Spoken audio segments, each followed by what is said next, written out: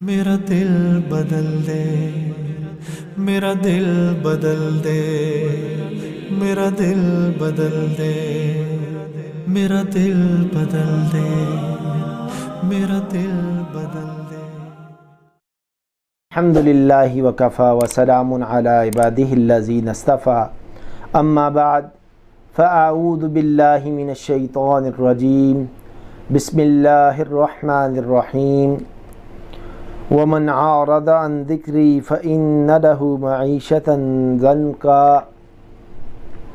ونحشره یوم القیامة اعمی قال رب لما حشرتنی اعمی وقد كنت بصیرا۔ صدق اللہ العظیم وصدق رسولہ النبی الکریم۔ رب اشرح لی صدری ویسر لی امری واحلل عقدۃ من لسانی یفقہوا قولی۔ اللہم ارنا الحق حقا وارزقنا اتباعہ وارنا الباطل باطلا وارزقنا اجتنابہ۔ اللہ تبارک و تعالیٰ کا بے حد احسان اور کرم ہوا کہ اللہ تبارک و تعالیٰ نے دوبارہ ہمیں قرآن کو سمجھنے کی توفیق عطا فرمائی۔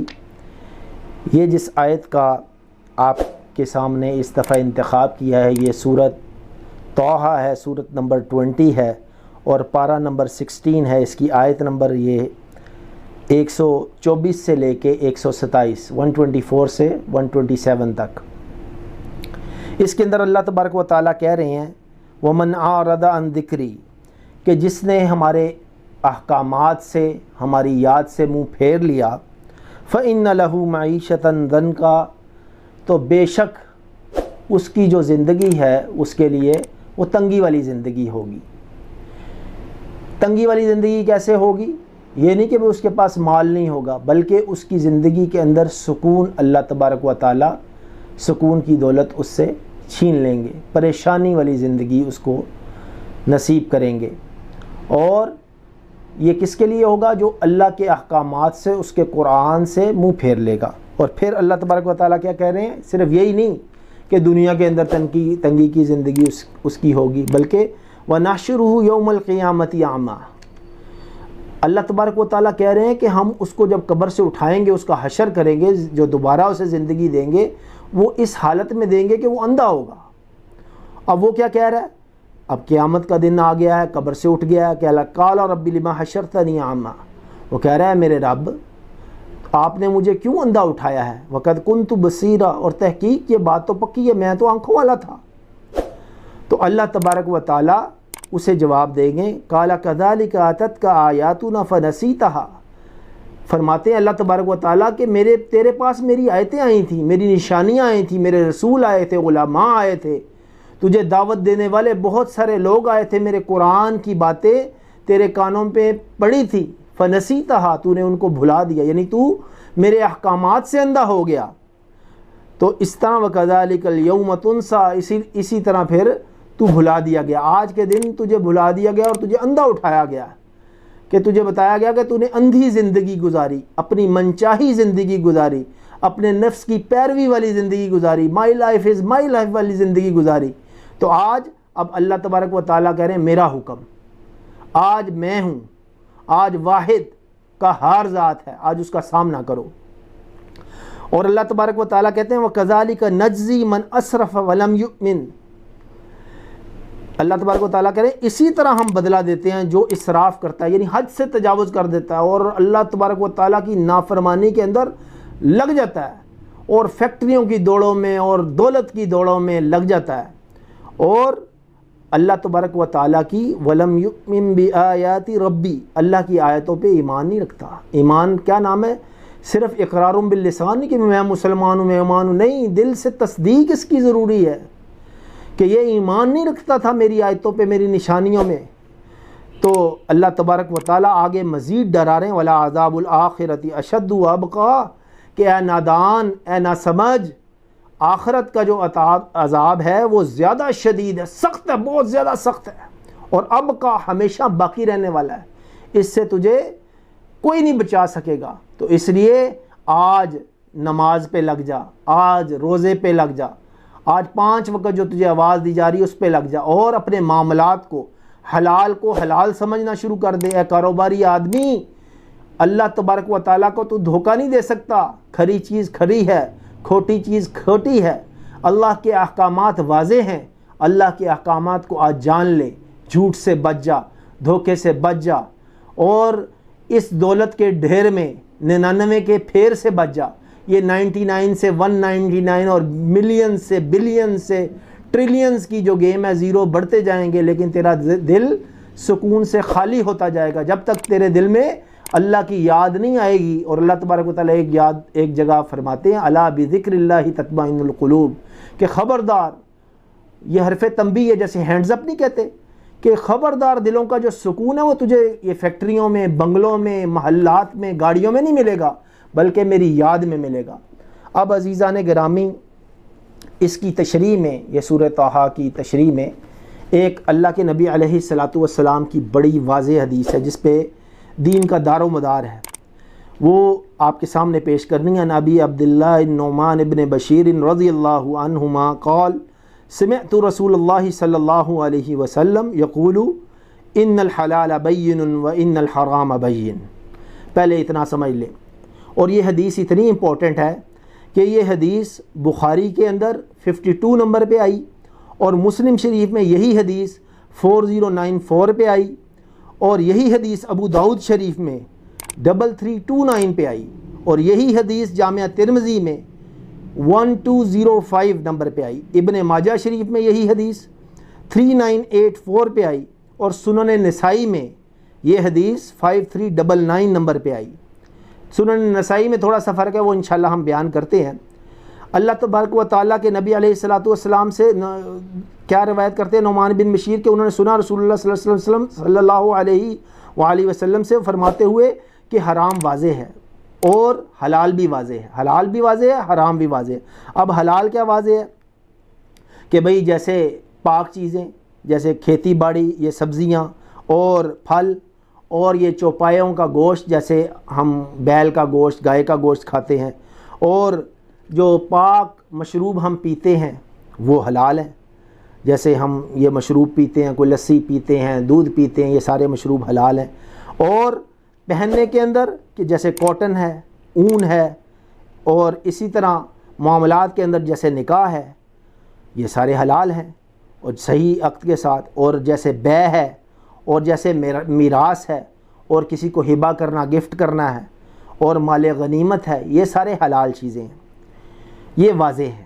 اور اسی طرح حرام بھی واضح ہے, جیسے کسی مردار کا گوشت, یہ واضح ہے. کسی کا خون, کسی جاندار کا خون, یہ بھی حرام ہے, پکی بات ہے. خنزیر کا گوشت حرام ہے. شراب پینا حرام ہے. اب جو محرم خواتین ہیں ان سے نکاح حرام ہے. اسی طرح ریشم کا لباس پہننا حرام ہے مردوں کے لیے. اور اسی طرح جو حرام کمائی, جیسے سود کی کمائی اور یہ سود کا لین دین, یہ حرام ہے, سب کو پتہ ہے. اور جوا, اور جو ایسا ہم نے بات کی جس کے اندر ہم نے بے کی, تجارت کی جس کے اندر ہم نے ریٹ نہیں طے کیا اور مجہول بے کر لی, یہ بھی واضح ہے. تو اسی طرح ہم نے کسی سے غصب کیا ہوا مال لیا, یہ بھی واضح حرام ہے. اور چوری کی, یہ بھی حرام ہے. کو غصب کیا, یہ بھی حرام ہے. یہ اسی طرح کی جو مثالیں ہیں. اور مشتبہ چیزیں بھی ہیں درمیان میں, اور اس کے گئے وَإِنَّ الْحَرَامَ بَيِّنٌ وَبَيْنَهُمَا أُمُورٌ مُشْتَبِهَاتٌ. اب مشتبہ چیزیں کیا ہیں؟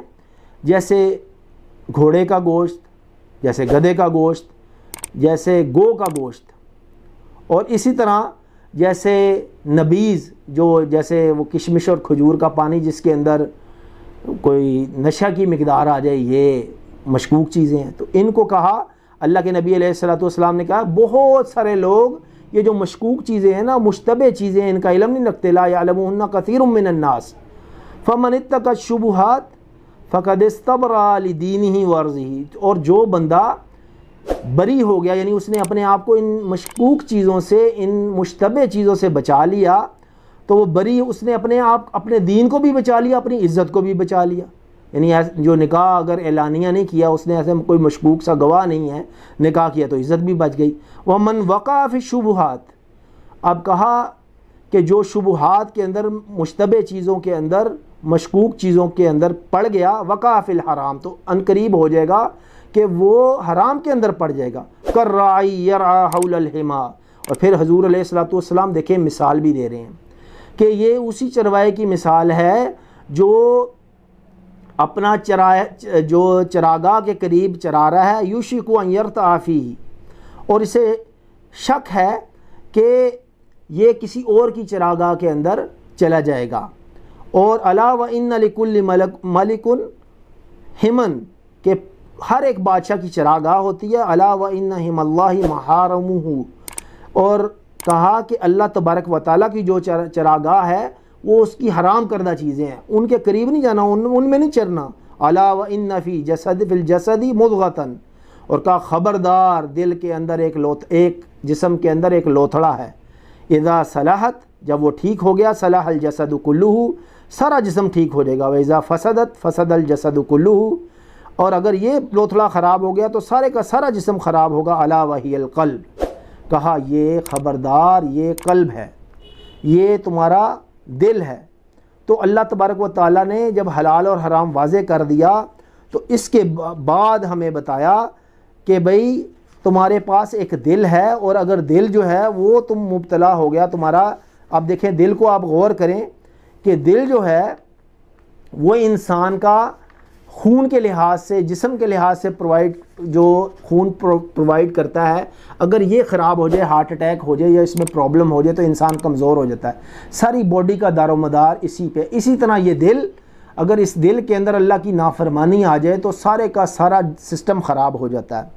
اور اللہ تبارک و تعالیٰ کے نبی علیہ الصلوۃ والسلام نے کہا کہ, اور اللہ تبارک و تعالیٰ نے بھی یہ قرآن مجید میں کہا یوم لا ینفع مال ولا بنون, کہ اللہ تبارک و تعالیٰ کے نبی علیہ السلام کہا الا من اتى اللہ بقلب سلیم. یہ سورہ شعراء کی آیت نمبر 88 ہے کہ اس دن قیامت والے دن تمہیں نہ تمہارے مال نفع دے گا نہ تمہارے بیٹے تمہیں نفع دیں گے, لیکن جو قلب سلیم کے ساتھ آیا. اور اللہ تبارک و تعالیٰ کے نبی علیہ الصلوۃ والسلام یہ بھی دعا کیا کرتے تھے اللہم انی اسألک قلبا سلیما, کہ اللہ میں تجھ سے قلب سلیم مانگتا ہوں. قلب سلیم کیا ہے؟ جو آفات اور مکروہات, جو اللہ تبارک و تعالیٰ کی مکروہ چیزیں ہیں, اللہ تبارک و تعالیٰ اور اس کے نبی کو ناپسندیدہ چیزیں ہیں, وہ اللہ تعالیٰ بندے کا دل اس سے بچ جائے, اور اللہ کی محبت کے علاوہ, اس کی خشیت کے علاوہ ساری چیزیں اس میں سے نکل جائیں. تو اللہ اس دل کو سنوارنے کا کیا طریقہ ہے کہ بھئی, اور اللہ تبارک و تعالیٰ کہ ہم اس دل کو کیسے پاک کریں. قل ان کنتم تحبون اللہ فاتبعونی یحببکم اللہ. یہ سورہ آل عمران کی آیت نمبر 31 ہے کہ اگر تم یہ دعویٰ کرتے ہو کہ تم اللہ سے محبت کرتے ہو تو تمہیں نبی علیہ الصلوۃ والسلام کی اتباع کرنی ہے. تو دل کا ٹیسٹ کیا, آج ہم اپنے دل کا ٹیسٹ کریں کہ ہمیں قلب سلیم ہے. اگر ہم اللہ کے حلال کو حلال سمجھتے ہیں اور اللہ کی حرام کردہ چیز کو حرام سمجھتے ہیں, اور جو اللہ نے ہمیں احکامات دیے ہیں ان پہ ہم چل رہے ہیں, تجارت ہم واضح کر رہے ہیں, دھوکہ نہیں ہے, غرر نہیں ہے, اور کوئی اس کے اندر ہم سود میں یا ایسی چیزوں میں بینکاری کے اندر مبتلا نہیں ہے, لوگوں کو دھوکہ نہیں دے سکتے, تو پھر ہمارا قلب سلیم ہے.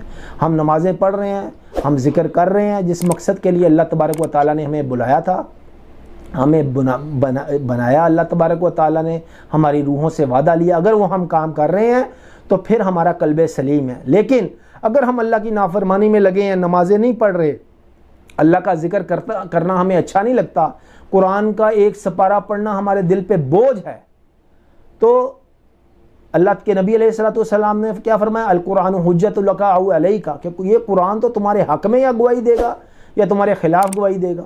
تو اس قرآن سے مٹی کی گرد کو صاف کریں, اس قرآن کو سنیں, سمجھیں, اس کی تلاوت کریں, اللہ کو پیارے پیارے ناموں سے بلائیں, تو ہمارا دل آہستہ آہستہ اس پہ زنگ اترے گا اور یہ دل اللہ کی یاد میں لگے گا.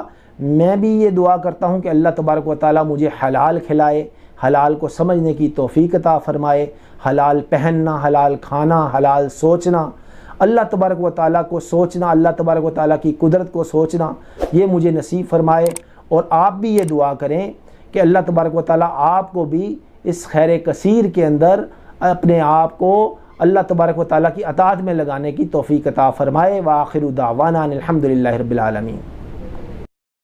میرا دل بدل دے, میرا دل بدل دے, میرا دل بدل دے میرا دل بدل دے میرا دل بدل دے میرا دل بدل دے میرا دل بدل دے میرا غفلت میں ڈوبا دل بدل دے